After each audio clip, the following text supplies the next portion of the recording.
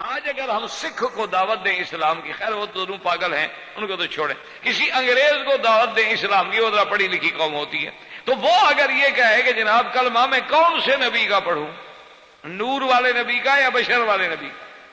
1400 سال میں اس کی امت تو یہ فیصلہ ہی نہیں کر سکی کہ اللہ کا نبی نور ہے یا بشر ہے، مجھے کون سے کلمے کی دعوت دیتے ہو؟ تو پھر آپ کیا جواب؟ تو اس لیے ہمیشہ یاد رکھیں کہ جیسے اللہ کی توحید قرآن سے ثابت ہے، محمد مصطفیٰ کی نبوت و رسالت و بشریت بھی اللہ کے قرآن سے ثابت ہے۔ جیسے توحید میں ذرا لچک دکھانے والا ایمان میں نہیں رہتا، اسی طرح محمد مدنی کی رسالت و نبوت و بشریت میں ذرا سی بھی کوتاہی کرنے والا مسلمان نہیں ہوتا۔ اللہ ہم سب کو صحیح عقیدہ نصیب فرمائے۔ وآخر دعوانا ان الحمدللہ رب العالمین۔ برادران اسلام، واجب الاحترام بزرگوں، دوستوں، بھائیوں، عزیز نوجوانوں، الحمدللہ عقیدہ مسلم کے دروس کے ضمن میں ہم نے کلمہ شہادت کی جز اول کے مطابق کچھ باتیں سن لیں، پڑھ لیں، کر لیں، اور اب بات ہے جز ثانی یعنی محمد الرسول اللہ صلی اللہ علیہ وسلم۔ تو جیسے میں نے پہلے ابتدا میں بھی عرض کیا تھا کہ کلمہ طیبہ صرف پڑھ لینا کافی نہیں ہوتا، بلکہ پڑھنے کے ساتھ اس کا جاننا جو ہے وہ بھی ضروری ہے، کہ کلمے کا مطلب جانتا ہو، اس کے جو شروط ہیں، ارکان ہیں، ان کو جانتا ہو، مانتا بھی ہو، جانتا بھی ہو، اور پھر ظاہر سے، دل سے، اعمال سے اس پہ گواہی بھی دیتا ہو، تو پھر جا کے آدمی مسلمان بنتا ہے۔ اور اسی طرح سیدنا محمد الرسول اللہ، کہ جب ہم محمد الرسول اللہ کا اقرار کرتے ہیں تو اب اس کا معنی یہ نہیں ہوتا کہ بس ہم صرف ایک لفظی زبانی کلامی کہہ دیں کہ محمد الرسول اللہ، اور ہمیں آج تک یہ بھی پتہ نہ ہو کہ محمد الرسول اللہ صلی اللہ علیہ وسلم کا معنی کیا ہے، اور محمد الرسول اللہ صلی اللہ علیہ وسلم کی جنس مبارک کیا ہے۔ جیسے کہ آپ دیکھتے ہیں کہ آج پوری دنیا میں زبردست اختلافات ہیں لوگوں میں کہ کیا اللہ کے نبی جو ہیں وہ بشر ہیں یا نور ہیں۔ تو جب تک آدمی کے ایمان کے اندر، یعنی کلمہ آپ پڑھیں لیکن آپ کو 1400 سال گزر گئے، یہ بھی پتہ نہیں لگا کہ سرکار دو عالم صلی اللہ علیہ وسلم جن کا ہم کلمہ پڑھتے ہیں وہ نور ہیں یا بشر ہیں، تو اگر آپ کلمہ کس نبی کا پڑھ رہے ہیں؟ یا آپ متذبذب ہیں، شک میں ہیں کہ پتہ نہیں بشر ہیں، پتہ نہیں نور ہیں، تو یہ بھی تو بالکل وہی عقیدہ ہو گیا جو عیسائیوں کا عقیدہ ہے۔ وہ بھی تو اسی دھوکے میں ہیں کہ بعض کہہ دیتے ہیں کہ نہیں جی ان اللہ هو المسیح ابن مریم، کی عیسیٰ علیہ السلام تو خود خدا ہے۔ بعض کہہ دیتے ہیں کہ نہیں خدا تو نہیں ہے لیکن ثالث و ثلاثہ، تین میں سے ایک ہیں، اور بعض کہہ دیتے ہیں کہ نہیں ایسی بات نہیں، لیکن ابن اللہ ہے، اللہ کا بیٹا۔ یعنی جیسے عیسائیت نعوذ باللہ آج تک اس گمراہی کے دلدل میں بھٹک رہی ہے کہ کبھی ابنیت کا دعویٰ ہے، کبھی حضرت عیسیٰ علیہ السلام کی الوہیت کا دعویٰ ہے، اور کبھی عیسیٰ علیہ السلام کو ثالث و ثلاثہ یعنی تثلیث کا دعویٰ ہے کہ ان تین میں ایک خدا ہے۔ تو اسی طرح امت محمد مصطفیٰ صلی اللہ علیہ وسلم بھی اس الجھن میں ہو، اس تشکیک و اضطراب میں ہو کہ پتہ نہیں حضور پاک نور ہیں اور پتہ نہیں کہ حضور صلی اللہ علیہ وسلم بشر ہیں، اور یا نور ہیں، مخلوق نوری ہیں لیکن لباس بشری ہے۔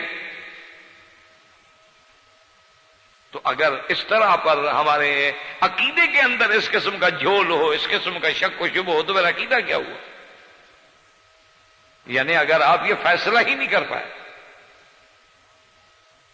تو اس لیے یاد رکھیں کہ ہم نے سابقہ درس میں عرض کیا تھا کہ سرکار دو عالم صلی اللہ علیہ وسلم آپ جو ہیں یہ نص قطعی ہے، اللہ کا قرآن ہے، اور جس میں کوئی دوسری بات ہو نہیں سکتی۔ کیونکہ ہمیشہ یہ بات سمجھ کریں اور دل میں رکھا کریں کہ جو مسئلہ منصوص ہوگا، یعنی جو چیز نص قطعی سے ثابت ہوگی، اس کے بعد تو کسی کو مجال ہی نہیں ہوتی انکار کرنے. یا اسی طرح جو احادیث رسول اللہ صلی اللہ علیہ وسلم جو ہیں یعنی منصوص ہیں، نص ہے، کیا مانا کہ حدیث متواتر ہے، قطعی الثبوت ہے اور قطعی الدلالت ہے. بات کو سمجھا کریں. اسی وجہ سے بہت سارے اختلافات جو ہیں لوگوں میں پیدا ہوتے ہیں کہ وہ حدیث کا لفظ تو پڑھ لیتے ہیں لیکن اس کے معنی اور مفہوم کو نہیں سمجھتے. لیکن جو حدیث رسول عربی صلی اللہ علیہ وسلم یعنی صحیح ہے، اس کے معارض بھی کوئی حدیث نہیں، اس کو کہتے ہیں صحیح غیر معارض، اور پھر وہ درجہ تواتر کو پہنچ چکی ہے، اور جس بارے میں حکم ہے وہ قطعی الدلالت ہے اور قطعی الثبوت ہے، تو اس کا منکر بھی اسی طرح کافر ہے جیسے قرآن کا منکر کافر. ہاں ایک حدیث مبارک ہوتی ہے لیکن اس کی ایک دوسری معارض حدیث بھی موجود ہے. یا ایک حدیث مبارک تو ہے لیکن اس سے جو حکم ثابت ہو رہا ہے اس پر وہ قطعی دلالت نہیں کر رہی بلکہ اس کے مفہوم سے بات سمجھی جا رہی ہے، لیکن اس کے بجائے کہ دوسری بات بھی سمجھی جا سکتی ہے. تو اسی لیے یہ بات سمجھ لیں کہ مسئلہ بشریت انبیاء جو ہے یہ تو قرآن کا مسئلہ ہے، یہ تو منصوص مسئلہ ہے. اگر اس کا کوئی انکار کرے نعوذ باللہ وہ تو کافر ہوگا. یعنی اگر سیدنا آدم علیہ السلام سے لے کر میرے آقا سیدنا محمد الرسول اللہ صلی اللہ علیہ وسلم علیہم الصلاۃ والتسلیم اللہ تمام انبیاء پہ کروڑوں صلاۃ و سلام بھیجے، اگر صرف حضور کی ذات کے بارے میں نہیں آدم سے لے کر حضور تک کسی کی بشریت کا انکار کرے کافر ہو جائے گا. کیونکہ وہ تو قرآن نے واضح کر دیا ہے کہ وما ارسلنا من قبلک الا رجال، کہ ہم نے آپ سے پہلے بھی جتنے پیغمبر بھیجے ہیں مرد بھیجے ہیں انسان بھیجے. تو اب اس بات کو اچھی طرح سمجھیں کہ لوگوں نے یعنی اذہان میں اس مسئلے کو بھی نعوذ باللہ مشتبہ بنا دیا جو نص قطعی سے ثابت ہے. لوگوں نے اس کو بھی ایک مسئلہ بنا دیا اور معرکۃ الآراء مسئلہ بنا دیا ہے. یعنی آپ حیران ہوں گے کہ پاک و ہند میں اور اسی طرح دیگر ممالک میں یعنی ایسی ابحاث ہیں کہ بلکہ وہ یہ کہتے ہیں کہ نبی علیہ السلام کے بارے میں لفظ بشر کہنا جو ہے نعوذ باللہ یہ تو توہین ہے. کہتے ہیں کہ اگر کوئی آدمی حضور کو بشر کہتا ہے تو یہ توہین ہے. کیوں کہتے دیکھو جی ہم بھی بشر ہیں نبی بھی بشر ہے، یہ تو نعوذ باللہ اہانت ہے. اچھا بھی تو حضور صلی اللہ علیہ وسلم کے بارے میں کیا وہ کہتے ہیں جی اللہ کا نبی تو نور ہے، اور قرآن نے خود کہا ہے کہ قد جاءکم من اللہ نور و کتاب. کہتے ہیں اللہ کے قرآن میں موجود ہے کہ قد جاءکم من اللہ نور و کتاب مبین. تو نے کہا اس میں بہت سارے مفسرین نے لکھا ہے کہ قد جاءکم من اللہ نور یعنی محمد صلی اللہ علیہ وسلم و کتاب مبین یعنی القرآن. تو کہتے ہیں اور دوسرا وہ کہتے ہیں کہ یہ قاعدہ ہے کہ جب واں آ جاتی ہے درمیان میں واں ہوتی ہے عاطفہ، تو یہ قاعدہ ہوتا ہے کہ جب واں عاطفہ آ جائے تو معطوف اور معطوف علیہ میں مغایرت ہونا ضروری ہے. تو کہتے ہیں کہ جب نور اور اس کے بعد و کتاب مبین تو اس کا معنی یہ ہے کہ نور الگ ہے کتاب مبین الگ ہے. تو اس کا معنی یہ ہوا کہ قد جاءکم من اللہ نور یعنی محمد صلی اللہ علیہ وسلم و کتاب مبین، اور کتاب مبین سے مراد جو ہے وہ اللہ کا قرآن ہے. اور اسی طرح وہ دوسرا استدلال یہ کرتے ہیں، وہ کہتے ہیں کہ جناب ایک حدیث مبارک میں آتا ہے کہ حضور صلی اللہ علیہ وسلم یہ فرماتے ہیں کہ اول ما خلق اللہ نوری، سب سے پہلے اللہ نے میرا نور پیدا کیا. یہ دو باتیں. اور تیسری بات جو دلیل میں وہ یہ پیش کرتے ہیں وہ کہتے ہیں کہ سرکار دو عالم کی صحیح حدیث مبارک میں آپ نے اللہ سے مانگا کہ اللہم اجعل فی سمعی نورا وفی بصری نورا وفی شعری نورا وفی عظمی نورا وفی لحمی نورا وعن یمینی نورا وعن شمالی نورا ومن فوقی نورا ومن تحتی نورا وجعلنی نورا او کما قال رسول اللہ صلی اللہ علیہ وسلم. تو کہتے ہیں کہ جب اللہ کے نبی نے یہ مانگا ہے، وہ کہتے ہیں جی اللہ کے نبی نے جب مانگا ہے تو اللہ نے دے دیا، تو گویا حضور تو مجسم نور ہو گئے. اور دوسری سب سے بڑی بات یہ ہے کہ وہ ایک تو یہ کہتے ہیں اچھا اب ان سے یہ بھی ایک آباس ہوتی ہے کہ چلو حضور صلی اللہ علیہ وسلم نور ہیں، لیکن نور سے مراد کیا ہے آپ کی؟ سورج میں بھی تو نور ہے، چاند میں بھی نور ہے، تاروں میں بھی نور ہے، ابھی بھی ہم نور میں بیٹھے ہیں، روشنی ہے۔ تو حضور صلی اللہ علیہ وسلم کے نور کے بارے میں آپ کیا کہتے ہیں؟ وہ کہتے ہیں نہیں جناب نہیں، بات یہ ہے کہ انہ نور من نور اللہ ہے، وہ تو اللہ کے نور میں سے بعض حصہ ہے، کیونکہ حضور فرماتے ہیں کہ اللہ کی ذات جو ہے نور ہے۔ جب آپ سے پوچھا گیا کہ ہر رأیت ربک یا محمد صلی اللہ علیہ وسلم فقال نور انا اراه، تو کہتے ہیں اللہ چونکہ نور ہے اور حضور صلی اللہ علیہ وسلم جو ہے نور من نور اللہ ہے، وہ کہتے ہیں کہ من تبعیض کے لیے ہوتا ہے، یعنی اللہ کے نور کا گویا کہ ایک قطعہ ہے، ایک ٹکڑا ہے، ایک حصہ ہے۔ یہ دو باتیں ہو گئی، اور تیسری بات ہے کہ وہ یہ دلائل بھی دیتے ہیں عامت الناس کو سمجھانے کے لیے کہ بی بی عائشہ فرماتی ہیں کہ حضور صلی اللہ علیہ وسلم کبھی گھر میں تشریف لاتے تو آپ کے چہرہ مبارک سے، آپ کے مسکرانے سے پورے گھر میں ایک روشنی ہوتی تھی، تو کہتے ہیں کہ جی یہ روشنی تو نور سے ہوتی ہے، بشر سے تو نہیں ہوتی۔ تو اب آپ بات کو سمجھیں۔ اچھا اب انہوں نے ایک اور پہلو اختیار کر لیا، ایک تو ہے نا کہ جی حضور نور ہے، یہ تو مقدمے کا ایک پہلو ہے۔ دوسرا پہلو وہ یہ کہتے ہیں کہ اگر آپ لوگوں نے یہ کہا کہ حضور صلی اللہ علیہ وسلم بشر ہیں تو آپ کافر ہو گئے۔ کیوں بھائی؟ انہوں نے کہا تو آپ نے توہین کی حضور کی، اور عوام کو گمراہ کرنے کے لیے وہ کہتے ہیں جی قرآن پاک میں ہے وَقَالُوا أَبَشَرٌ يَهْدُونَنَا فَكَفَرُوا،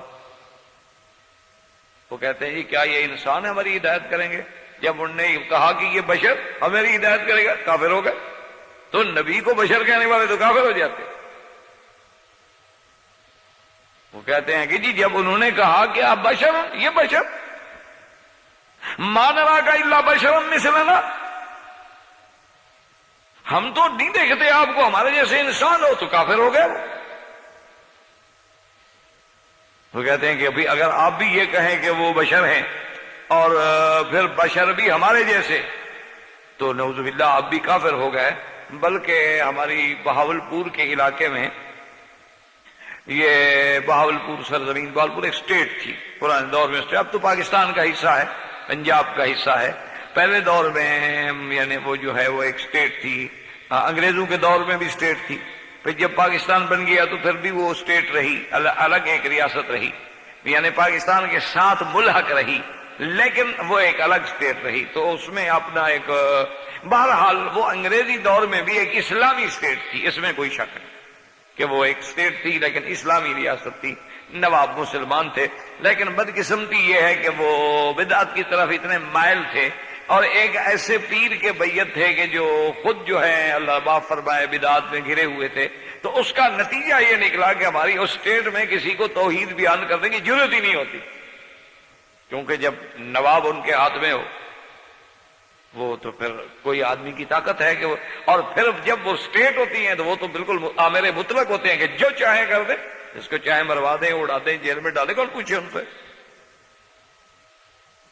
تو اس دور میں بڑا ہی یعنی اللہ تبارک و تعالی رحمت فرمائے، اس دور میں یعنی ہمارے والد صاحب رحمۃ اللہ علیہ، حضرت شیخ خیر محمد رحمۃ اللہ علیہ، اور اسی طرح ہمارے ایک بزرگ تھے ابھی محمد عبدالحق الہاشمی رحمۃ اللہ علیہ، اور ہمارے اساتذہ میں شیخ حبیب اللہ گمانوی رحمۃ اللہ علیہ، اور شیخ محمد عبداللہ درخواستی رحمۃ اللہ علیہ، یہ لوگ تھے جنہوں نے سب سے پہلے شرک و بدعات کو للکارا اور ان کا مقابلہ کیا، اور تکلیفیں برداشت کی، اور صعوبتیں برداشت کی، اور قاتلانہ حملے برداشت کیے۔ لیکن اللہ کا شکر ہے آخر حق حق ہوتا ہے، الحق یعلو ولا یعلی، اور توحید کا مثلاً اللہ کی رحمت سے غلبہ ہو گیا۔ یہ اللہ کا کرم ہے، اللہ کا شکر ہے، اللہ کی توفیق۔ تو باہر صورت یہ ہے کہ اس دور میں ان کا ایک مولوی تھا، تو سرائکی زبان میں، میرا مقصد کہنے کا یہ تھا کہ سرائکی زبان میں اس نے ایک نظم لکھی تھی کہ اگر تم نبی کے بارے میں یہ کہو کہ بشر ہے، تو انہوں نے کہا کہ اگر یہ آپ نے عقیدہ رکھا کہ نبی کو اگر آپ نے بشر کہا، انہوں نے کہا اگر تم نے کہا کہ نبی بشر ہے تو تم پہ نازل قہر ہوگا اور نیچے تمہارے لیے جہنم کا در ہوگا. کہ بھئی اگر تم نے کہا نا کہ محمد مصطفیٰ بشر ہے، اللہ کا قہر تم پہ نازل ہو جائے گا اور نیچے تمہارے لیے جہنم کا در کھل جائے گا اور تم جہنم میں گر جاؤ گے کہ نبی کو بشر کہتے ہو. تو اس لیے اس بات کو سمجھنے کی ضرورت ہے کہ جب ہم کلمہ شہادت پڑھتے ہیں لا الہ الا اللہ محمد الرسول اللہ، تو جب تک دونوں جز کے معنی کو نہیں سمجھیں گے کہ فاعلم انہ لا الہ الا اللہ، صرف یہ نہیں کہ زبان سے پڑھ لیں جانتے نہ ہوں. زبان سے تو ہم کہہ دیں گے محمد الرسول اللہ، لیکن ہم جانتے نہیں کہ بھئی ہمیں حضور کے بارے میں کیا عقیدہ رکھنا ہے. اسی لیے اپنا یعنی میں ابھی کچھ عرصہ قبل یورپ کے اپنا کانفرنس سے تھی ختم نبوت کی، تو وہاں پر جب میں تقریر کرنے کے لیے آیا تو اتفاق ہوتا ہے، اللہ عالم وہ یعنی ان کی کوئی سازش تھی یا عادتاً بات ہو گئی ہے، باطن کو تو اللہ جانتا ہے نا، علم غیب تو کسی کو نہیں اللہ کے سوا. تو بہرحال یہ ہے کہ میں نے تقریر جب شروع کی اور کچھ دیر کے بعد کسی نے نعرہ تکبیر بلند کیا تو کچھ لوگوں نے نعرہ رسالت،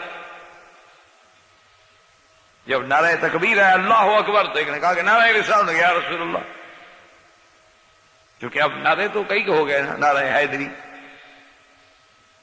وہ کہیں گے یا علی. اسی طرح نعرہ جو ہے پھر اگر حضرت علی کے نام پہ شیعہ مارے تو ہمارے لوگ پیچھے کیوں رہے، انہوں نے کہا یا غوث اعظم یا دستگیر یا پیر یا معین. اب تو خیر نعروں کی لائن لگی ہوئی ہے نا، اب تو کوئی ایک نعرہ تو رہا نہیں نا کہ جس پہ آدمی بحث کرے.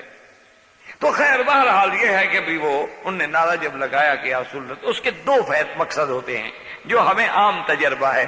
ایک مقصد تو یہ ہوتا ہے کہ جب بھی انہوں نے نعرہ توحید کا تو لیا ہے لیکن حضور کا نام نہیں لیا، تو ہمیں بھی تو حضور کا نام لینا چاہیے نا، تو وہی نعرہ رسول اللہ کہہ دیتے. اچھا، بعض لوگوں کا معنی یہ ہوتا ہے کہ تقریر کرنے والا چونکہ بہت وہابی قسم کا آدمی ہے، اس کو ذرا چھیڑو یا رسول اللہ کہہ. کچھ لوگوں کا مقصد یہ ہوتا ہے، کچھ لوگوں کا مقصد یہ ہوتا ہے کہ جب تقریر کرنے والے کا ایک ذہن ہے آپ اس کو کسی اور طرف لے جائیں گے تو ڈسٹرب ہو جائے گا، وہ تو وہ جو بات کہہ رہا تھا وہ نہیں کہہ پائے گا. یہ مختلف انداز ہوتے ہیں لوگوں کے، اپنے اپنے تخیلات ہوتے ہیں. بہرحال جب نعرہ کو ہم تو چونکہ الحمدللہ ساری زندگی اہل بدعت کا، اہل ہوا کا اور شرک والے لوگوں کا ساری زندگی بچپن سے جب پیدا ہوئے، اللہ کا شکر ہے اللہ نے شعور دیا، عقل دیا، تو اس وقت سے ہم مقابلہ کرتے ہیں. اس لیے ہم تو عادی ہو گئے نا ان باتوں کے، ہم پر تو ایسی باتوں کا اثر وثر ہوتا نہیں، کیونکہ ساری زندگی یہ نعرے دیکھتے آئے، ہمیں پتا ہے کہ یہ نعرے کیسے ہوتے ہیں، کیا ہوتے ہیں، کیوں لگائے جاتے. خیر جب انہوں نے نعرہ لگایا تو میں نے کہا ٹھیک ہے، بڑی اچھی بات. میں نے کہا دیکھیں آپ پیرس جیسے ملک، ہاں یہ پیرس کی بات، تو میں نے کہا دیکھیں آپ پیرس میں رہتے ہیں جہاں دنیا کا یعنی سب سے بڑا ملک ہے، ماڈرن ملک ہے، فیشن کا ملک ہے، خوشبوؤں کا ملک ہے، حسن کا ملک ہے، جمال کا ملک ہے، جس میں یہ سب کچھ ہے. آپ یہاں رہتے ہیں اور آپ کے پاس علم ہے، جدید ٹیکنالوجی ہے، تعلیم ہے. آپ مجھے یہ بتائیں کہ جب ایک آدمی کہتا ہے نعرہ رسالت، جواب میں آپ کہتے ہیں یا رسول اللہ، علمی بحث الگ ہے کہ حرف ندا ہے، یہ فلان ہے، یہ تو علمی بحثیں ہیں نا، یہ تو ان لوگوں کو پتہ لگے گا جو جانتے ہوں گے ندا کیا ہوتی ہے. میں نے کہا مجھے یہ بتائیں کہ ایک آدمی نے کہا کہ نعرہ رسالت، آپ نے کہا یا رسول اللہ، تو جب آپ نے یا رسول اللہ کہا تو مجھے یہ مسئلہ سمجھائیں کہ آپ موسیٰ علیہ السلام رسول اللہ تھے؟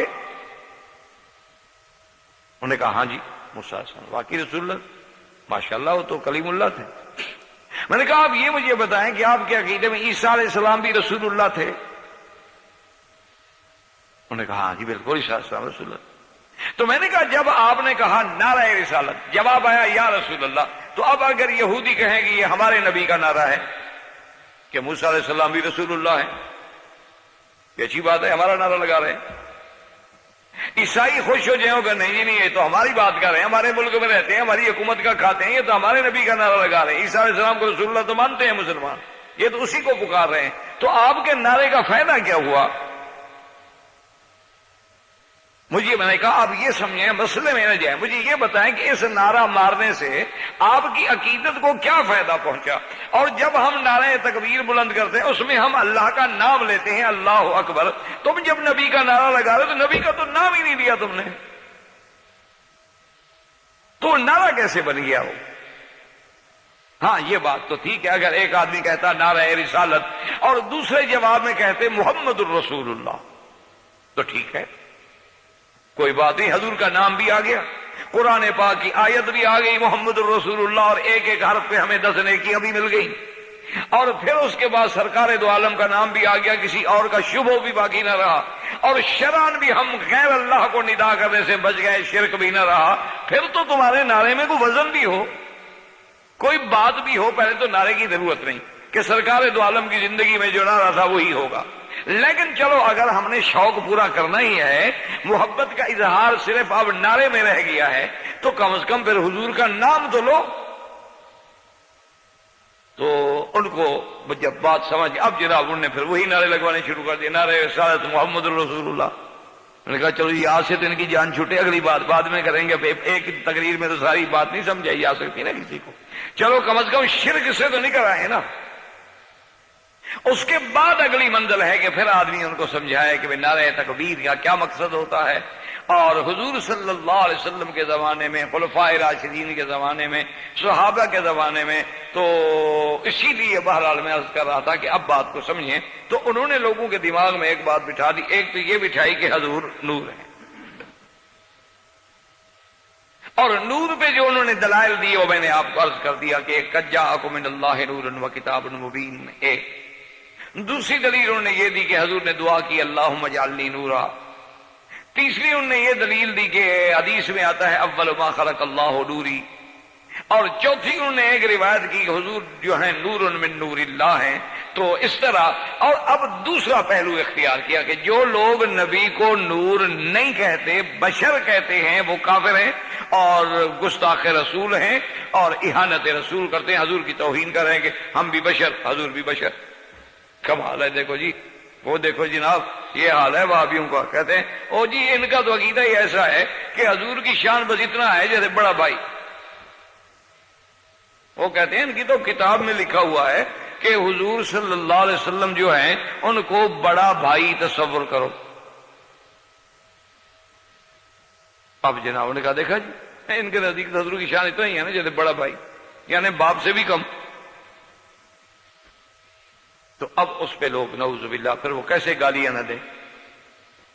حضرت تھانوی اشمن اللہ اشبری تھانوی رحمۃ اللہ علیہ کے بارے میں کہتے ہیں ہم نے تو نہ دیکھا نہ سنا نہ زیارت کی، ایسے سنا ہے کہ حضرت شیخ اشرف علی کی خدمت میں ایک آدمی گیا، اس نے کہا جی کہ اعلیٰ حضرت جو ہیں بریلوی حضرات کے جو بڑے ہیں وہ آپ کو گالیاں دیتے ہیں، اور دیوبندی علماء کو گالیاں دیتے ہیں، اور وہ سب کو گالیاں دیتے ہیں، اور آپ لوگ پتہ نہیں کیوں خاموش ہیں، کیوں جواب نہیں دیتے ہیں؟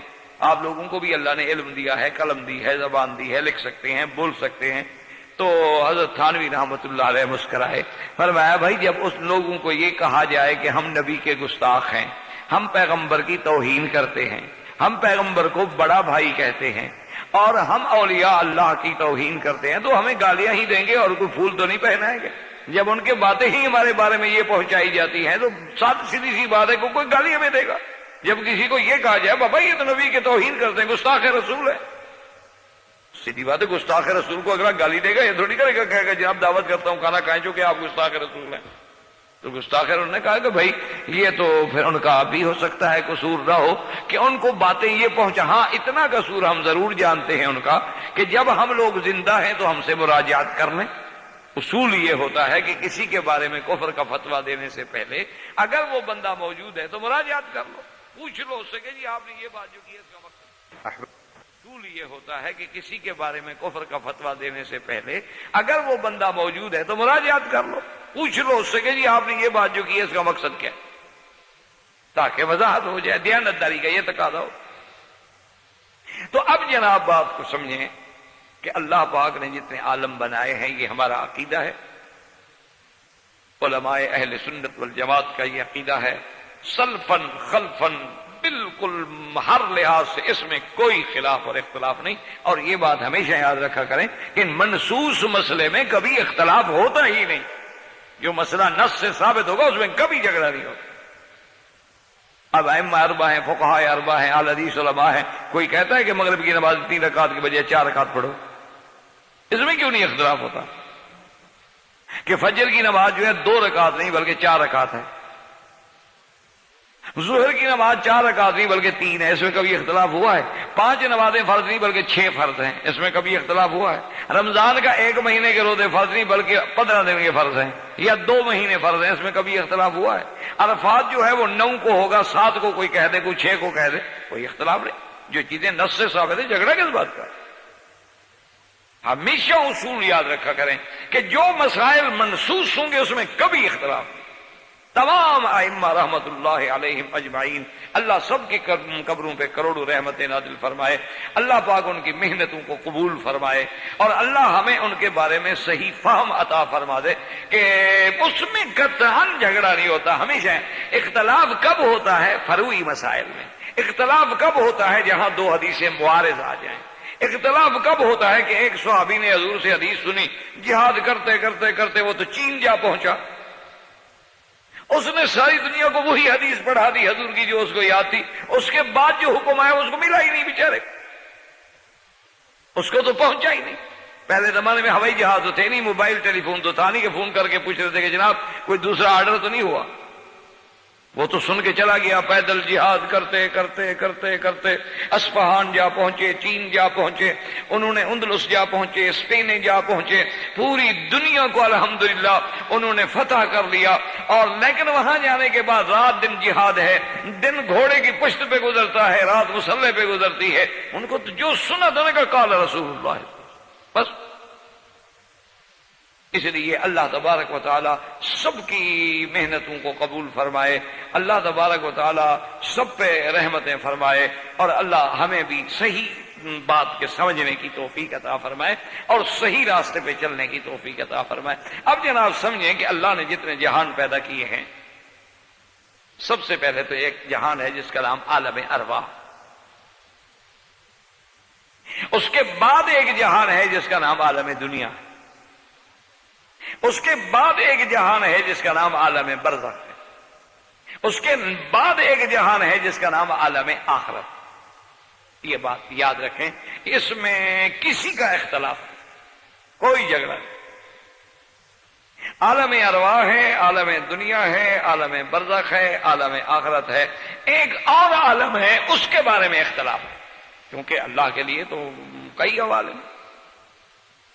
اب ہمارے سامنے دیکھیں نا، ایک دنیا ہے نا، ہم تو اسی دنیا میں گویا کہ رہ گئے نا، تو ورنہ تو اللہ عالم کتنے اللہ تبارک و تعالیٰ کے ہاں۔ یہ دنیا جو ہے نا، یوں سمجھ رہے ہیں کہ چاند سے بھی چھوٹی ہے۔ یہ سورج جو ہے نا، یہ آپ کی دنیا زمین جو ہے اللہ نے جو پیدا کی ہے، اس کو اگر 16 سے ضرب دے کے 16 دفعہ پھیلائے نا، پھر بھی یہ سورج سے چھوٹی ہے۔ یعنی آپ اندازہ کریں کہ اللہ کے نظام، اللہ کی قدرتوں کا دیکھیں، آپ حیران ہو جائیں۔ 1,80,600 دفعہ انسان کا دل دھڑکتا ہے دن میں، 1,80,600 دفعہ دل دھڑک رہا ہے۔ آپ بنائیں جناب کوئی مشینری ایسی کبھی کہ 70 سال کی عمر ہو، روزانہ اتنی دفعہ دھڑکے اور پھر خراب نہ ہو۔ آپ مجھے کوئی لوہا دکھائیں، آپ نے دیکھا ہوگا کہ آپ حمامات میں دیکھتے ہیں نا، کہیں اگر پانی کا قطرہ لیک ہو جائے پائپ سے اور ایک جگہ گرتا رہے تو وہ پتھر میں سوراخ کر دیتا ہے۔ لیکن اللہ نے ہمیں کیسے اعضاء و بدن دیے ہیں، 100 سال بیٹھ رہے ہیں، اٹھ رہے ہیں، یہ اگر فولاد کے ہوتے تب بھی گھس گئے ہوتے۔ تو اللہ کی قدرتوں کو پہچانے، اس لیے قرآن کہتا ہے کہ نحن خلقناہم وشددنا اسرہم، کیسا اللہ نے مضبوط بنایا۔ تو اس لیے جناب ایک اور عالم ہے، سمجھیں، یہ اختلاف بھی بعض اوقات اسی لیے ہوتے ہیں کہ وہ باتیں ہمارے یعنی ابھی تک فہم میں نہیں آئی ہوتی، عقل میں نہیں آئی ہوتی، ابھی علم وہاں پہنچا نہیں ہوتا، یوں سمجھیں۔ جیسے میں نے آپ کو بتایا تھا نا کہ اس وقت دنیا میں ایک بہت بڑا ڈاکٹر کیتھی مور، جو ورلڈ کا مانا ہوا ڈاکٹر ہے ایمبریالوجی کے بارے میں۔ ایمبریالوجی کہتے ہیں بچے کے نشو و نما، پیدائش کے مراحل کے بارے میں۔ پوری دنیا میں وہ ایک نامور آدمی ہے۔ جب اس نے قرآن پڑھا نا جی تو دنگ ہو کے رہ گیا، اس نے کہا کمال ہے، 1400 سال پہلے اللہ کے نبی محمد مصطفیٰ نے یہ بات بتائی ہے جہاں ہمارا علم اب پہنچا۔ اب آپ دیکھیں گے، حیران ہوں گے کہ ساری دنیا کے ڈاکٹر اس بات کے قائل ہی نہیں تھے کہ عورت میں بھی مادہ منویہ ہوتا ہے، وہ نہیں مانتے، وہ کہتے ہیں عورت میں منی نہیں ہوتا۔ وہ بالکل منکر ہے اس بات کو، کہتے ہیں کہ عورت بھی اچھا ہمارے قدیم اطباء بھی منکر ہیں،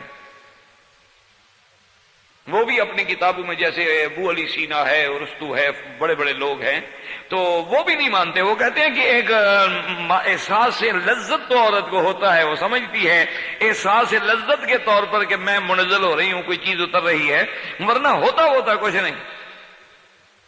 وہ کہتے ہیں کہ جناب آپ دیکھیں کہ اسی وقت عورت کو دیکھا جائے یا کسی ڈاکٹر کے پاس اگر لے کے آئیں دیکھیں تو اس کے اندر کچھ نہیں، وہ تو مرد والا پانی ہوتا ہے، اٹھے گی تو وہی نکل پڑے گا، اس کا اپنا نہیں ہوتا. وہ کہا اچھا جی، وہ بھئی انہوں نے کہا کہ بھئی یخرج من بین الصلب والترائب، تو انہوں نے کہا جی صلب کا معنی پشت ہے، ترائب کا معنی سینہ، یہ کہاں لکھا ہوا کہ صلب مرد کی ہو ترائب عورت کی ہو؟ تو مرد کی پشت اور سینے کے درمیان سے پانی گرتا ہے. انہوں نے کہا یہ تو ہم بھی مانتے. انہوں نے کہا بین الصلب والترائب ہے نا، یہ پشت ہے یہ سینہ ہے، تو اب پانی درمیان میں ہی ہے نا. یہ کہاں لکھا ہوا ہے کہ صلب سے مراد تو صلب الآباء ہے اور ترائب سے مراد ترائب امہات ہے؟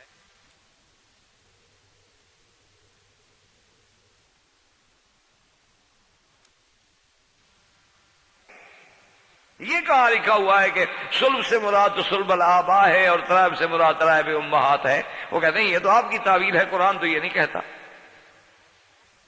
تو بہرحال لیکن ہمارے پاک نبی نے ہمیں خبر دی صلی اللہ علیہ وسلم نے کہ اللہ کے نبی نے فرمایا نہ، مرد کی بھی منی ہے عورت کی بھی منی ہے، اور مرد کی منی جو ہے وہ ابیض غلیظ سفید ہوگی گاڑی ہوگی، عورت کی منی جو ہے اصفر رقیق پیلی ہوگی پتلی ہوگی، اور کبھی غلب ماء الرجل کبھی غلب ماء المرأة. حضور نے 1400 سال خبر دی. یہ ابھی 4 ہفتے پہلے کی بات ہے جو پوری دنیا میں اطباء کا یعنی سیمینار ہوا ہے پیرس میں، تو اس میں انہوں نے اقرار کیا ہے کہ صدق رسول اللہ صلی اللہ علیہ وسلم.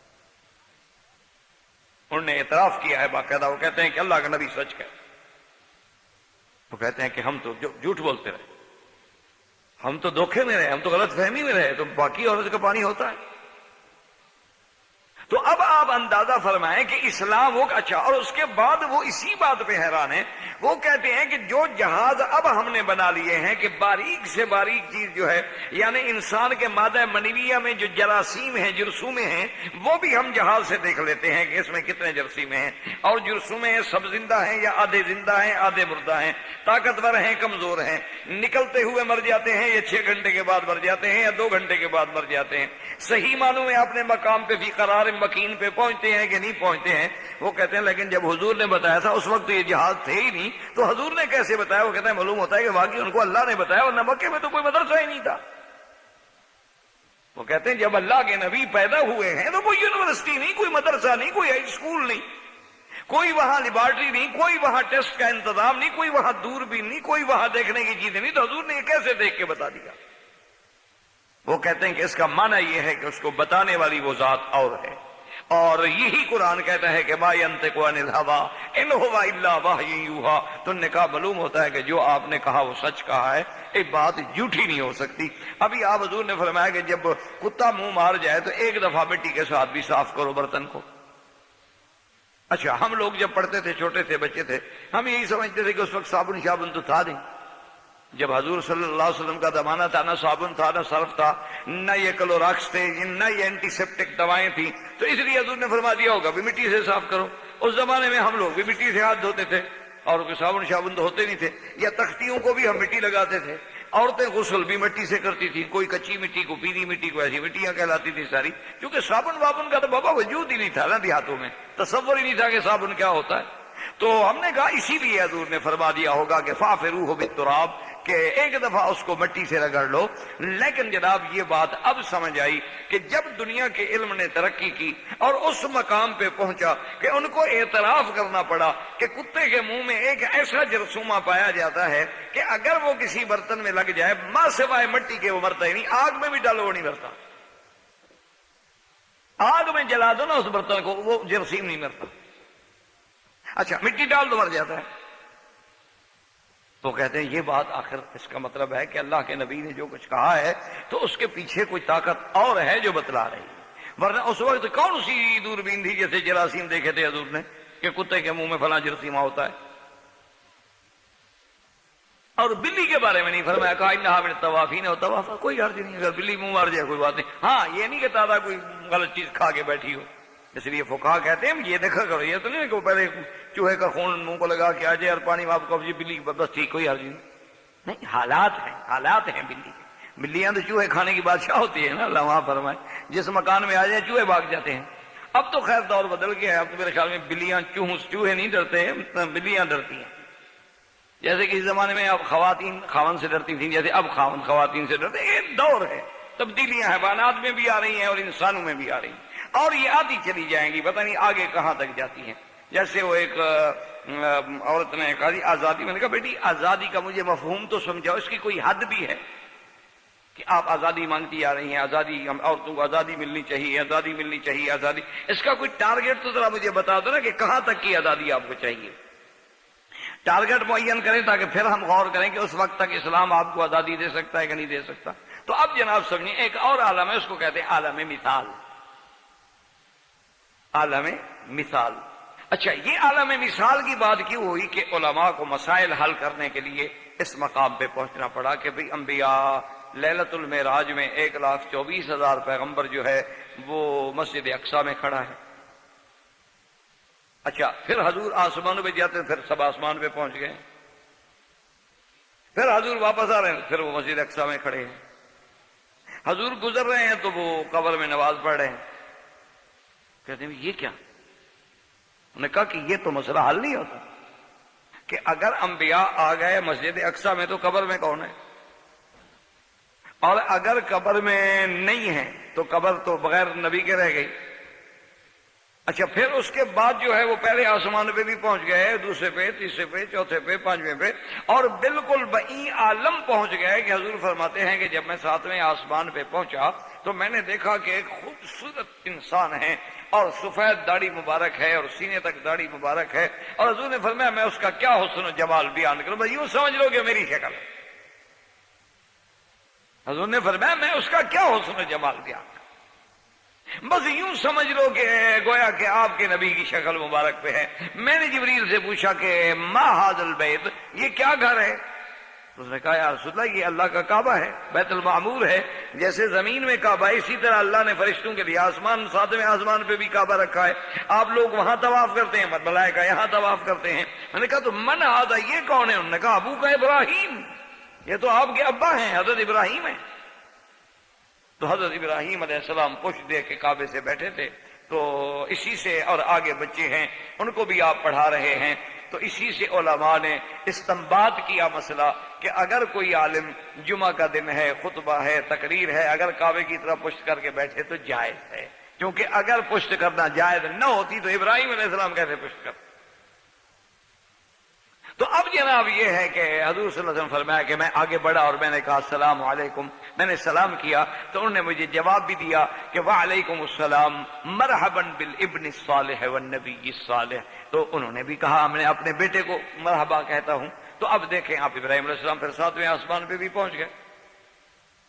اسی طرح اب اتنا بڑا لکھا ہے کہ حضور واپس آ رہے ہیں، موسیٰ علیہ السلام مل گئے. انہوں نے کہا کہ ماذا فرض علیک وعلی امتک یا محمد صلی اللہ علیہ وسلم، حضور آپ پر اور آپ کی امت پہ کچھ فرض کیا؟ اللہ نے کہا 50 نمازیں. انہوں نے کہا ارجع الی ربک، انہوں نے کہا جی واپس جائیں اپنے رب کے پاس، فصلہ التخفیف، اور اپنے رب سے جا کے معافی مانگے، میری امت 3 نمازیں نہیں پڑھتی، آپ کی امت 50 پڑھے گی. یہ علم غیب نہیں تھا، یہ بھی ہمارے لوگ کہتے تھے دیکھو جی موسیٰ علیہ السلام کو علم غیب تھا. علم غیب نہیں، تجربہ ہے، وہ امت کو بھگت چکے ہیں، ان کو پتا ہے کہ امتوں کا کیا حال ہے. یہ علم غیب نہیں ہوتا، علم غیب خاص ہے خدا ہے. ہمیشہ یاد رکھیں وخاصۃ الشیء لا یوجد فی غیرہ، کبھی خاصہ کا معنی ہی یہ ہوتا ہے کہ کسی دوسرے میں نہ پایا جائے. تو اس لیے اب آپ سمجھیں، انہوں نے کہا ارجع الی ربک فصلہ التخفیف. حضور نے فرمایا اچھا. تو حضور واپس گئے، اللہ نے فرمایا چلو 5 معاف کر دی، 45 پڑھا کریں. واپس آئے، انہوں نے کہا کہ کیا ہوا؟ انہوں نے کہا اللہ نے 5 کی رعایت فرما دیے. نے کہا ارجع الی ربک یا محمد، حضور واپس جائیں معافی مانگیں، کہاں 45 پڑھتی ہے امت. بہرحال اب یہ ایک مستقل علم ہے، مستقل بحثیں ہیں کہ حضور کہاں کھڑے تھے، کہاں سے واپس جاتے تھے. اور کیسے واپس جاتے تھے؟ پیدل چل کے جاتے تھے؟ کس چیز میں جاتے تھے حضور؟ اور جا رہے ہیں اور پھر آ بھی رہے ہیں، 5 کی معافی ہو رہی، اور اللہ میاں بھی ایک دفعہ نہیں معافی فرما دیتے، حالانکہ فیصلہ تو ہو چکا ہے، اللہ کو تو علم ہے کہ میں نے کتنا معاف کرنا ہے، کسی چیز کے پیدا ہونے سے پہلے بھی علم ہے، پیدا ہونے کے بعد بھی ہے، لیکن جناب وہ 5 کی ہی معافی مل رہی ہے، اگر اس کی کوئی وجہ، اس کی کوئی حکمت، حدیث میں مبارک لفظ ہے بس ارجع الی ربک فاسألہ التخفیف۔ آخر میں جا کے فیصلہ ہوا کہ اللہ نے فرما دیا کہ محمد مصطفیٰ صلی اللہ علیہ وسلم، ہم نے آپ کی امت پہ رحمت کر دی ہے کہ آپ کی امت جو ہے نمازیں 5 پڑھے، لیکن ہم لکھیں گے 50۔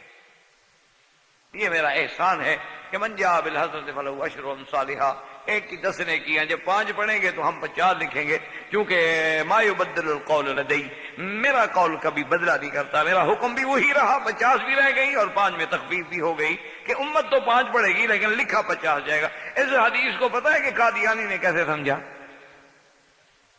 مرزا غلام احمد قادیانی علیہ ما علیہ، اس نے جناب یہ سمجھا، اس نے ایک دفعہ اعلان کیا اپنے مریدوں کو کہ میں ایک کتاب لکھ رہا ہوں جس کی 50 جلدیں ہوں گی، تو اس کے لیے ہر مرید میرا جو ہے، میرا ماننے والا، مجھے نبی سمجھنے والا، میری عقیدت رکھنے والا، وہ فوری طور پہ اتنے پیسے جو ہیں وہ جمع کرا دیں، کتابوں کے پیسے جمع کرا دیں کہ 50 جلدوں کی میں ایک کتاب لکھ رہا ہوں۔ انہوں نے کہا جی ٹھیک ہے، آپ مرید ہیں اس کے؟ اللہ معاف کرے، جب اللہ ہدایت نہ دے تو کون ہدایت دے سکتا ہے؟ بڑے بڑے لوگ، آپ حیران ہوں گے، بڑے بڑے 12 لاء، بڑے بڑے PhD، یہ نہیں کہ جاہل، بڑے بڑے ڈاکٹر، بڑے بڑے وکلاء، بڑے بڑے پڑھے لکھے لوگ اس کے چکر میں، اللہ معاف کرے۔ بہرحال اس نے کتابیں لکھی 5۔ اب کچھ لوگوں کو پتہ لگا کہ کتابیں تو 5 چاہیے، تو انہوں نے اخباروں میں اشتہار دینے شروع کیے کہ مرزا صاحب آپ نعوذ باللہ ثم نعوذ باللہ دعوی نبوت کرتے ہیں، نبی تو سچے ہوتے ہیں، آپ نے 50 کتابوں کا اعلان کیا تھا، ہم نے پیسے بھی 50 کے بھیج دیے، لیکن کتابیں تو ابھی تک ہمیں 5 جلدیں ملی ہیں، 45 جلدیں کب ملیں گی؟ کچھ ہمارے لوگوں نے یعنی اخباروں میں دینا شروع کر دیا ان کو چھیڑنے کے لیے۔ اچھا وہ بات پھیلتی پھیلتی پھیل گئی، وہ بات جو ہے پھیلتی چلی گئی، جب زیادہ پھیلی تو آخر مرزا تک بھی پہنچ گئی۔ تو مرزا صاحب نے جواب دیا، اس نے کہا کہ کمال کی بات ہے، نبی کبھی جھوٹ نہیں بولتے اور میں نے بھی کبھی جھوٹ نہیں بولا، بات اتنی سی ہے کہ جیسے اللہ 5 پڑھو تو 50 لکھ دیتے ہیں، تم میری 5 کو 50 سمجھ لو، جیسے 5 نمازیں پڑھتے ہو 50 لکھی جاتی ہیں، حالانکہ پڑھتے تم 5 ہو، تو کیا اللہ میاں نے بھی آپ سے کوئی غلط بیانی کی ہے؟ تو میں نے بھی کوئی غلط بیان نہیں کی، 5 ہی لکھی ہے نا، تم اس کو 50 سمجھو، ایک نقطہ ہی دینا ہے نا، تم اس کو 50 سمجھ لو۔ تو اللہ تبارک و تعالی رحمت فرمائے۔ تو بہرحال اب ہم دیکھتے ہیں، یعنی ایک نمبر بار کے سب سے پہلے آپ دیکھیں کہ عالم ارواح، عالم ارواح میں اللہ نے ارواح پیدا کی، اور روح کیا ہے؟ اللہ کے سوا کوئی نہیں تھا۔ ایک بات ہمیشہ یاد، اس میں تو کوئی شک نہیں، روح ایک لطیف چیز ہے، لیکن لا یعلم یسألونک عن الروح قل الروح من امر ربی وما اوتیتم من العلم الا، لیکن ہمارا ایمان ہے، ہمارا عقیدہ ہے، قرآن پاک بتلاتا ہے کہ اللہ پاک نے جتنے ارواح پیدا فرمائے ہیں، پھر آدم علیہ السلام کی پشتے ان کو نکالا گیا، پھر اللہ نے ان سے 2 ہی وعدے لیے، صرف 2 وعدے لیے۔ اب دیکھیں کہ کیا کیا وہ وعدے ہو رہے ہیں عالم ارواح۔ ایک اللہ نے وعدہ یہ دیتا، الست بربکم قالوا بلا، اللہ نے فرمایا کیا تم میری ربوبیت کا اقرار نہیں کرتے کہ میں تمہارا رب؟ نے کہا دیکھو آپ ہے رب ہیں، کون ہے؟ اچھا، اور دوسرا جو ہے جناب وعدہ اس دور میں جو لیا جائے، اسی لیے اب آپ ان حدیثوں کو سامنے رکھیں کہ حضور نے فرمایا نا انا اولہم خلقا وآخرہم بعثا، کہ مجھے اللہ نے پیدا تو اول کیا ہے لیکن بھیجا مجھے آخر میں ہے۔ یا جیسے حضور نے فرمایا ہے کہ انا الاول والآخر، تو لوگ دھوکے میں آ جاتے ہیں، کہتے ہیں دیکھو جی خدا بھی تو اول آخر، اللہ کی شان ہے، یہاں نبی کہہ رہے ہیں، تو حضور نے فرمایا اس کا معنی یہ ہے کہ پہلے کیا بھیجا مجھے آخر میں ہے، جیسے نحن الاولون و نحن الاخرون، تو نحن الاولون سے مراد ہے دخول الجنہ میں سب سے پہلے میری امت کا ہوگا، تو اولون بے اعتبار دخول الجنت و آخرون بے اعتبار البعث، اور آخرون اس لیے ہے کہ ہمیں سب سے آخری امت بنا کے بھیجا گیا ہے۔ تو اب آپ سمجھیں کہ عالم ارواح میں جب اللہ نے روح بنائے تو حضور کی روح کو پہلے پیدا فرمایا، یوں بات سمجھ، ورنہ یہ نہیں کہ آدم سے پہلے پیدا فرما دیا، یہ تو کوئی نظام نہیں، قاعدہ نہیں، سنت نہیں۔ اور پھر اس سے تو آپ دشمنوں کو موقع دیں گے، وہ کہیں گے عجیب بات ہے، مسلمانوں کا بھی عقیدہ اعتقاد ہے، ادھر کہتے ہیں کہ آدم سب کے ابا ہے، ادھر کہتے ہیں حضور پہلے پیدا ہوئے، باپ بعد میں پیدا ہوا۔ تو اصول تو یہ ہے نا کہ باپ پیدا ہوگا تو بیٹا پیدا ہوگا نا۔ تو اس لیے آپ سمجھیں کہ یہ مسئلہ تھا عالم ارواح کا، ہم نے کہاں دھوکہ کھایا، اس کو لے آئے عالم دنیا میں، ہم اس میں مبتلا۔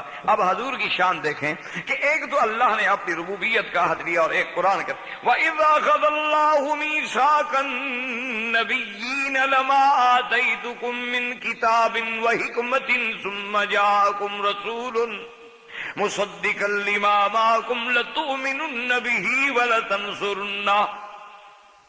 اب دیکھیں کہ اچھا اس وقت جو اپنی ربوبیت کا اقرار لیا ہے، عہد لیا، وہ تو ساری مخلوق کے روحوں سے لیا، اس میں سب شامل ہیں، انبیاء کی روحیں بھی شامل ہیں، اولیاء کی بھی شامل ہیں، ابرار کی بھی شامل ہیں، اخیار کی شامل ہیں، اپنی بھی، اشرار کی بھی، سب کی شامل ہیں۔ لیکن جب محمد مدنی کے لیے عہد لے رہے ہیں تو اب صرف نبیین سے عہد لیا جا رہا ہے۔ وَإِذَا أَخَذَ اللَّهُ مِيثَاقَ النَّبِيِّينَ، یعنی سب کے جو منتخب کریم ہیں نا جی، یہ سمجھے نا کہ آپ دیکھتے ہیں نا کہ لوگ کہتے ہیں کہ جناب یہ کیا میڈیکل کالج ہے، یہ لا کالج ہے، یہ کہتے ہیں جی اس میں تو کریم آتی ہے نا، ہر بچہ تو نہیں پہنچتا نا، اس میں تو کریم آتی ہے، ٹیلنٹ والے لوگ آتے ہیں جن کے پاس علم ہوتا ہے، ذکا ہوتا ہے، ذہن ہوتا ہے، وہ لوگ یہاں ترقی کرتے کرتے پہنچتے ہیں، باقی ہم جیسے تو نیچے پیچھے رہ جاتے ہیں۔ تو اس لیے اب ساری مخلوق میں جو اللہ کے ہاں سب سے عظمت والی مخلوق ہے وہ تو انبیاء اور رسول ہیں۔ سب سے زیادہ شان والے کون ہیں؟ پیغمبر ہیں۔ اب اسی سے آپ حضور کی شان کا اندازہ لگا لیں کہ اللہ نے تمام انبیاء سے کہا کہ وعدہ کرو کہ تمہارے پاس ایک رسول آئے گا، ایک پیغمبر آئے گا، اور اگر وہ آئے تو لتؤمنن بہ، تم ان پر ایمان بھی لاؤ گے، اس کی مدد بھی کرو گے۔ اور اللہ نے باقاعدہ ان سے عہد لیا اور اس کے بعد کہا اقرار، تم اقرار کرتے ہو اس بات کا؟ اقررنا، اتنا ہی کافی تھا، اللہ کے آگے جتنا بات کافی ہے، اللہ کا صرف کہہ دینا ہی کافی تھا کہ لتؤمنن بہ ولتنصرنہ، اتنا ہی کافی، اللہ کا حکم ہے، اللہ کا تو آرڈر ہے کہ ایمان لاؤ اور اس کی مدد کرنا، بس کافی۔ لیکن اللہ نے فرمایا اقررتم قالوا اقررنا، پھر اتنا کافی ہے کہ اللہ کے نبی ہیں، کہنے والے، اقرار کرنے والے پیغمبر ہیں، وہ عام لوگ تو نہیں ہیں، لیکن اللہ نے فرمایا فشہدوا، گواہ ہو جاؤ سارے رسول اس عہد پہ، پھر اتنا کافی تھا۔ پھر کہتے ہیں وَأَنَا مَعَكُمْ مِنَ الشَّاهِدِينَ، تم بھی سارے گواہ ہو جاؤ اور میں بھی گواہی دینے والے کہ میرا محمد مدنی اگر آئے تو ایمان لانا۔ اب حالانکہ دیکھیں ان آیات کو سمجھنے کے لیے بھی بہت بڑے مسائل کہ اللہ پاک نہیں جانتے تھے کہ حضور کب آئیں گے، اللہ تو جانتے تھے۔ تو پھر نوح علیہ السلام سے جو وعدہ لیا جائے کہ آپ کے زمانے میں اگر حضور آ جائیں تو ایمان لانا، اب اللہ کو تو پتہ ہے کہ نوح علیہ السلام کے زمانے میں حضور نہیں آئیں گے، موسیٰ علیہ السلام کے زمانے میں بھی نہیں آئیں گے، عیسیٰ علیہ السلام کے زمانے میں بھی نہیں آئیں گے، وہ تو سب سے آخر میں آئیں گے جب کوئی نبی ہوگا ہی نہیں۔ عیسیٰ علیہ السلام زندہ ہوں گے لیکن وہ بھی آسمانوں پہ بیٹھے ہوں گے۔ تو اس لیے میرے عزیز اللہ کے قرآن کو اور اللہ کے حدیث کو پڑھنے کے بعد اسی لیے علماء کہتے ہیں کہ فاتوا البیوت من ابوابها، کہ جب کسی گھر میں داخل ہونا ہو تو دروازے سے داخل ہوا کریں، دیواریں پھلانگ کے نہ آیا کریں۔ جو آدمی محض پھر اپنے عقل پہ، اپنی آراء پہ، اپنی فکر کے بھروسہ کرتے ہیں، وہ لازمی بات ہے کہ پھر کہیں نہ کہیں ٹھوکر کھا جاتا۔ یہ اصول، اسی لیے ہمارے بڑے بڑے لوگ، بڑے بڑے مفکر، بڑے بڑے مدبر، بڑے بڑے مانے ہوئے رائٹر، بڑی اعلیٰ سے اعلیٰ کتابیں لکھنے والے لوگ، لیکن ایسی غلطیاں کر کے اللہ معاف کرے کہ ضلوا فاضلوا، خود بھی گمراہ ہو گئے، لوگوں کو بھی گمراہی میں ڈال گئے۔ اس لیے ہمیشہ یاد کریں، بہرحال سمجھیں ایک مسئلے کو کہ اللہ نے یہ عہد لیا، اللہ تو جانتے ہیں، اچھا، جب یہ عہد لیا جا رہا ہے تو اس سے مقصد کیا ہے؟ اظہار عظمت شان محمد مصطفیٰ.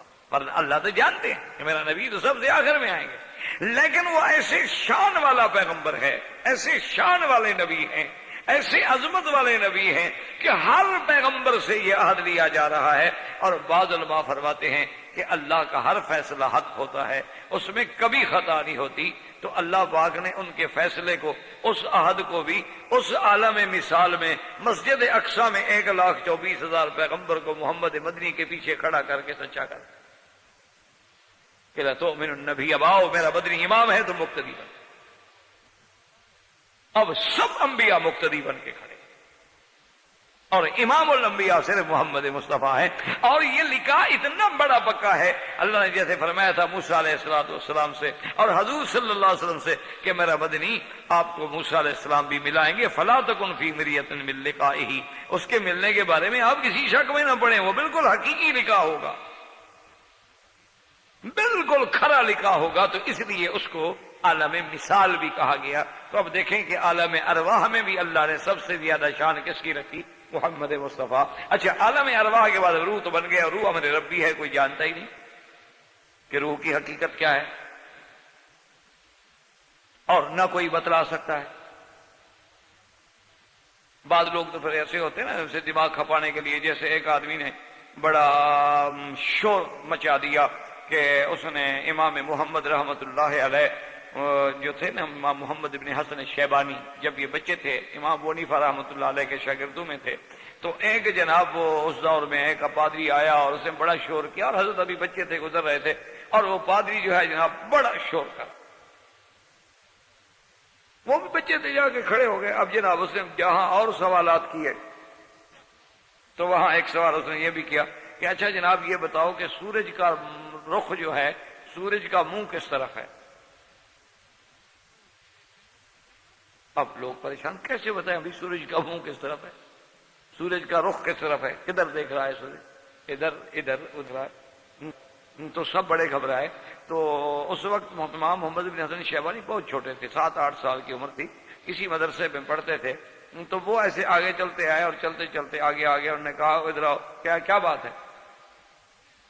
انہوں نے کہا کہ سوال، انہوں نے کہا اس کا جواب تو کوئی مشکل نہیں ہے، میں جواب دیتا ہوں.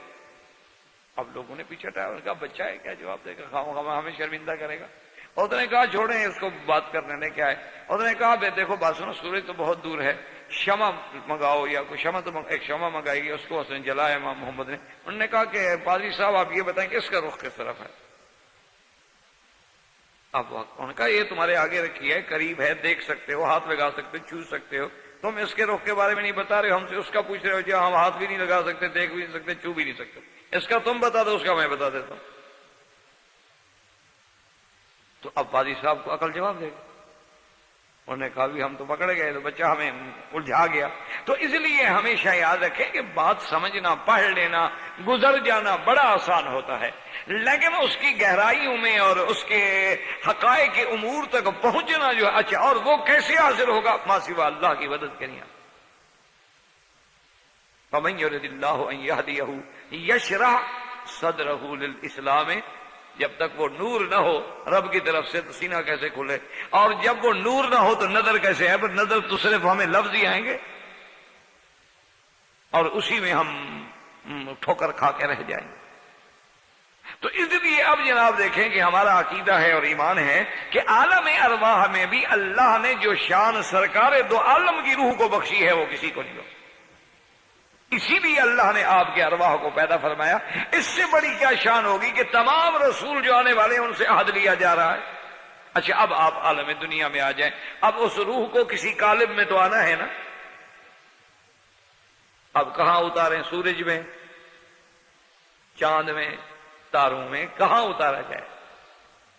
سورج کی بڑی روشنی ہے، بڑے فوائد ہیں، لیکن اس کا تو عقل ہی نہیں. چاند میں بڑی روشنی ہے، بڑے فوائد ہیں، سمندروں کے مد و جزر ہیں، اور چاند کی روشنی پہ ہماری کئی فصلیں پکتی ہیں، لیکن وہ تو عقل نہیں. شیر میں بڑی طاقت ہے لیکن عقل نہیں. جنوں میں بڑی طاقت ہے لیکن وہ مقام ہی نہیں. وہ تو خود مستور رہنے والی چیزیں، چھپی ہوئی چیزیں، جن کو جن اسی لیے تو کہا جاتا ہے کہ اس پر بال ہوتے ہیں، وہ چھپا ہوا ہوتا ہے، اور بشر کو بشر اسی لیے کہا جاتا ہے کہ کھلا ہے، واضح ہے، اس کا چہرہ نظر آ رہا ہے۔ تو اب اللہ تبارک و تعالیٰ نے کہ ساری کائنات میں سے عالم ارواح کے بعد ان روحوں کو ڈالنے کے لیے جو فیصلہ کیا ہے، تو سب سے پہلے وہ روح کس میں ڈالی گئی؟ سیدنا آدم علیہ السلام میں، جس کا اللہ نے قرآن میں فیصلہ کیا کہ اللہ نے فرمایا فَإِذَا سَوَّيْتُهُ وَنَفَخْتُ فِيهِ مِن رُّوحِي فَقَعُوا لَهُ سَاجِدِينَ۔ اللہ نے اعلان کر دیا کہ جب میں آدم علیہ السلام کو پورا بنا لوں اور اس میں اپنی روح میں سے پھونک دوں، تو بس جب اس میں روح آ جائے اور آدم مکمل ہو جائے، روح مال جسد، تو تم فوراً سجدے میں گر جانا۔ فرشتوں کو حکم دے دیا گیا۔ تو اب جناب آپ اندازہ فرمائیں کہ سب سے پہلے انسان کی جو اللہ نے بنیاد رکھی ہے، سب سے پہلا انسان یوں سمجھو جس کو اللہ نے پیدا کیا ہے وہ آدم علیہ السلام ہے، اور اس میں روح ڈالی گئی، اور آدم کو پیدا کرنے کے بعد سب سے پہلا مرتبہ ہی یہ دیا گیا کہ مسجود الملائکہ بنا دیا گیا کہ آدم کو ملائکہ سجدہ کریں، تو ملائکہ ساجد ہوں گے، آدم مسجود ہوگا۔ تو اب آپ اندازہ فرمائیں کہ ملائکہ تو نوری مخلوق ہے، لیکن نوری مخلوق آدم کو سجدہ کر رہی ہے۔ ملائکہ کو اللہ نے نور سے پیدا کیا، لیکن وہ سب سے سب جو ہے آدم کے آگے سجدہ کریں۔ اچھا، اور جو سجدہ نہیں کر رہا ہے اس کا انجام کیا ہوا ہے کہ اللہ تبارک و تعالی نے فرمایا کہ فَخْرُجْ مِنْهَا فَإِنَّكَ رَجِيمٌ وَإِنَّ عَلَيْكَ لَعْنَتِي إِلَىٰ يَوْمِ الدِّينِ، کہ بدبخت نکل جاؤ، مردود ہو۔ اسی پر علماء نے کیا اچھی بات لکھی ہے، انہوں نے کہا کہ تمہارے ابا کو اگر کوئی سجدہ نہ کرے، ایک سجدہ نہ کرے، وہ لعنتی بن جائے، تم خدا کو روزانہ 5 سجدے نہ کرو، پھر بھی مسلمان۔ یعنی کبھی آپ نے سوچا ہے کہ وہ صرف آدم کو سجدہ نہیں کیا، خدا کے سجدے کا انکار تو نہیں کیا؟ ابلیس جو مارا گیا ہے ملعون، وہ جو ملعون بن گیا، مذموم بن گیا، مذعوم مدحورا بن گیا، جنت سے نکالا گیا، آسمانوں سے نکالا گیا، اور راندہ درگاہ بن گیا، مستحق لعنت بن گیا۔ جرم تو یہی تھا نا کہ تمہارے ابے کو سجدہ نہیں کیا۔ تو اگر ابا کو سجدہ نہ کرے تو وہ تو جناب ملائکہ کے ساتھ رہنے والا لعنتی بن جائے، اور تم اگر خود خدا کو سجدہ نہ کرو اور نمازیں نہ پڑھو تو تم کیا بن جاؤ گے؟ مسلمان بن جاؤ گے؟ کبھی غور کریں، سوچیں، اور اسی سے اندازہ لگائیں کہ بھئی سجدہ کرنے والا افضل ہوتا ہے یا مسجود؟ اب دیکھیں ہم سب اللہ کو سجدہ کرتے ہیں، تو اللہ کا جو مقام ہے مخلوق ہے، تو اللہ نے آدم علیہ السلام کو جب مسجود بنا دیا ہے، تو اب دیکھیں کہ نوری مخلوق کا عظمت شان زیادہ ہے یا خاکی مخلوق کی عظمت شان زیادہ ہے؟ اب سب سے پہلا انسان آدم علیہ السلام پیدا ہوا ہے، وہ آدم جس کی روح پہلے پیدا ہو چکی تھی، اور اسی آدم سے اللہ نے حضور صلی اللہ علیہ وسلم کے لیے بھی عہد لیا تھا۔ تو اب اسی سے اندازہ کریں کہ مقام بشر کیا ہے، مقام آدم کیا ہے، مقام انسان کیا ہے، اور اگر خدا نہ کرے اگر بشریت سے نبوت کو نکال دیا جائے تو باقی ہمارے پلے میں رہتا کیا ہے؟ اس انسانیت کو شرف تو یہی ملا ہے کہ ہمارے اندر انبیاء ہیں، ہمارے اندر اللہ کے رسول ہیں، اللہ کے نبی ہیں، اولیاء اللہ ہیں، ابرار ہیں، اخیار ہیں۔ وہ مقامات ہمارے اندر ہیں جہاں نوری فرشتے دروازے پہ کھڑے ہو کے دروازہ کھٹکھٹا کے اذن مانگتے ہیں کہ یا رسول اللہ میں آ سکتا ہوں۔ تو پھر بھی اگر ہم مقام بشر کو نہ سمجھیں اور انبیاء کی بشریت کا انکار کریں تو بدقسمتی ہوگی۔ وما علینا الا البلاغ وآخر دعوانا الحمدللہ رب العالمین۔ برادران اسلام، واجب الاحترام بزرگوں، دوستوں، بھائیوں، عزیز نوجوانوں، الحمدللہ سلسلہ دروس عقیدہ مسلم کے بارے میں ہم مسئلہ بشریت انبیاء علیہم الصلاۃ پر باتیں کر رہے تھے، کیونکہ جیسے جز اول کا تعلق توحید سے ہے، اسی طرح جز ثانی کا تعلق جو ہے وہ ایمان بالرسالت سے ہے، اور یہ عقیدہ ہے کہ جب ہمارا ایک پیغمبر پہ ایمان ہوگا تو تمام پیغمبروں پہ ایمان ہوگا، اور اگر خدا نہ کرے ایک پیغمبر کا انکار ہوگا تو گویا تمام پیغمبروں کا انکار۔ یعنی آج اگر ہم سرکار دو عالم سیدنا محمد الرسول اللہ صلی اللہ علیہ وسلم کی رسالت کا اقرار کرتے ہیں تو معنی یہ ہے کہ ہم تمام انبیاء پر ایمان لاتے ہیں۔ لا نفرق بین احد من رسلہ، ہم یہ کبھی نہیں کر سکتے کہ ایک پر ایمان لائیں اور ایک پہ ایمان نہ لائیں۔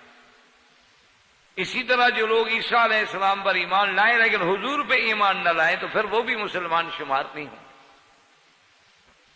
اچھا، اگر ہم حضور پہ ایمان لائیں اور نعوذ باللہ عیسیٰ علیہ السلام پہ ایمان نہ لائیں یا موسیٰ علیہ السلام کا انکار کریں تو پھر بھی ہم مسلمان نہیں ہیں۔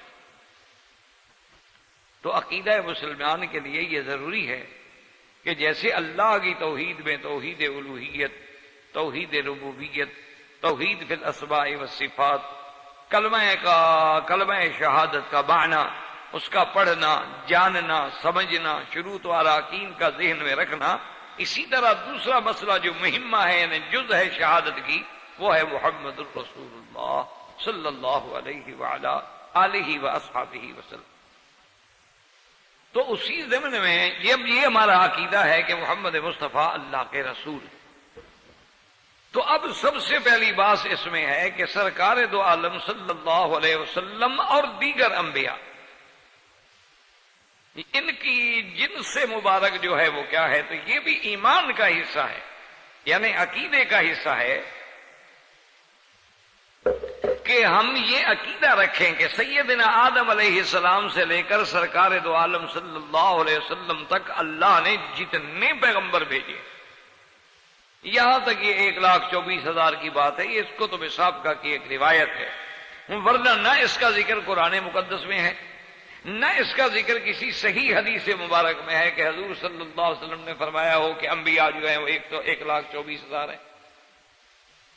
ہاں البتہ رسول کے بارے میں آیا ہے کہ اللہ تبارک و تعالی نے 1,24,000 انبیاء میں جو رسول بھیجے ہیں وہ 313 ہیں، اور خدا کی شان یہ ہے کہ جتنے اللہ نے رسول بھیجے اتنے ہی اصحاب بدر تھے، اصحاب بدر بھی 313 تھے۔